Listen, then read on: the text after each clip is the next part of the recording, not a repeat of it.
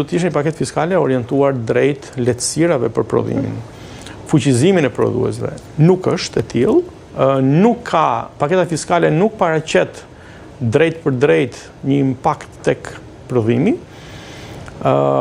por mundohet të jetë konservatore, e cila krijon, le të themi, disa lehtësira që indirekt edhe prodhuesit do benefitojnë, siç është faljet fiskale për shembull, që është një element i cili për mua është i domosdoshëm, është i nevojshëm, sepse çdo biznes në Shqipëri ka kaluar kalvare të natyrave të ndryshme.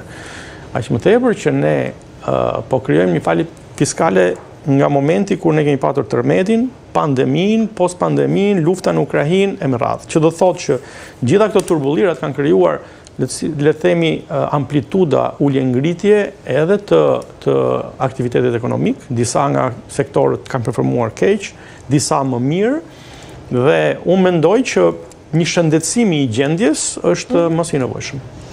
Përsa i përket buxhetit, po gjithmonë parë në aspektin e prodhuesve, përsa i përket, nuk e di, barës tuaj për energjinë, për koston e lëndës së pare, për punonjësit. Këta janë sfidat, në fakt që ti sapo i listove, janë sfidat e cilat përballet prodhimi vendas sot. Sot prodhimi vendas përballet me sfidën e gjetjes lëndës parë, përballet me sfidën e transportit ndërkombëtar, përballet me sfidën e kostove të përpunimit të mallrave kur hyn në Republikën e Shqipërisë, përballet me koston e energjisë elektrike, koston e gazit ose lëndëve djegëse, përballet me taksat e tarifat të cilat përshtohen për shkak edhe të Bashkimit Evropian, që është taksa e karbonit e me radhë, të cilat po na vijnë detyruese nga Bashkimi Evropian, përballet me aftësimin, përballet me numrin e punojësve të munguar, përballet me një orientim të mirë përsa i përket shitjes së mallrave në eksport. Pra, sfidat janë pafund. A mundet një buxhet t'i orientoj? Unë besoj që buxhetet janë instrumenti i cili përdoret pasi ke planifikuar dhe miratuar një politikë publike. Që do të thotë?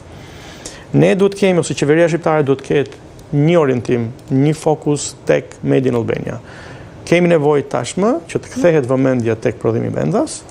Prodhimi vendas na garanton sovranitet edhe në atë familjen e madhe ku ne do shkojmë dhe martohemi, që do të thotë që na lejon një lloj identiteti kombëtar, me cilën neve mund të plotësojmë nevojat e brendshme, por natyrisht që është e detyrueshme që neve të shfaqemi tek ajo familja me pajën, e cila duhet të jetë tradicionalja jonë, me atë çfarë ne mund të mburremi.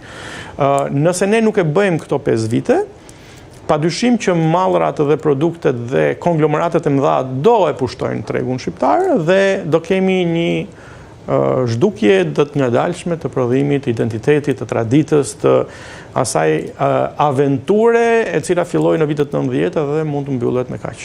Pikërisht doja të pyesja për këtë, pra përsa i përket paketës fiskale, sa i ndihmon ajo prodhuesit shqiptar në konkurrencën e tyre përballë rivalëve të tyre të rajonit. Dhe a janë kaq shumë domethënë se këto produkte Made in Albania që thoni ju, apo ne jemi konkurrues edhe në prodhime të tjera?